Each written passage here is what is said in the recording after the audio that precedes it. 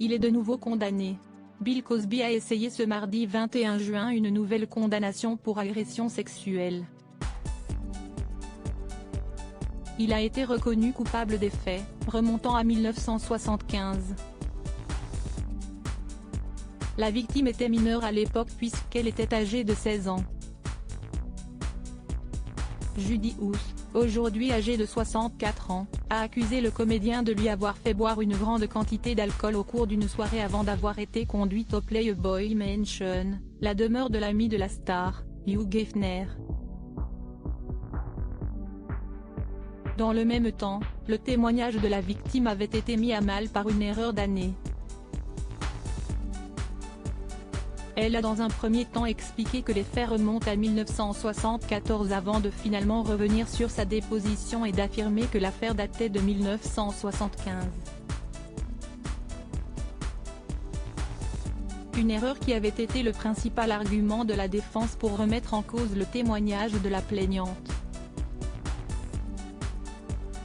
Finalement, rien n'y a fait et le tribunal de Santa Monica, en Californie a bel et bien fini par reconnaître coupable la star de télé d'agression sexuelle sur mineurs. Il a donc été condamné à verser 500 000 $ de dommages et intérêts. Mais pas de peine de prison ferme. La carrière de celui qui était devenu célèbre dans le Cosby Show au cours des années 1980 avait déjà pris du plomb dans l'aile au début des années 2010, quand plus de 50 femmes avaient porté plainte pour agression sexuelle. La plupart des faits étant prescrits, Bill n'avait été condamné que pour ses agissements sur une seule femme. Une condamnation qui l'avait envoyé 3 ans en prison entre 2018 et 2021. Bill est marié depuis 1964 à Camille Cosby. Le couple a eu au total 5 enfants ensemble.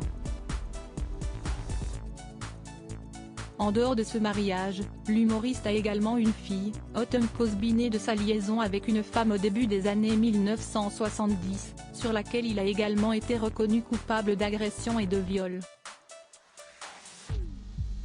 Cette dernière a essayé de le faire chanter en lui réclamant de l'argent en échange de son silence quant aux circonstances de sa conception. Son seul fils est mort tué par balle sur une autoroute en 1997.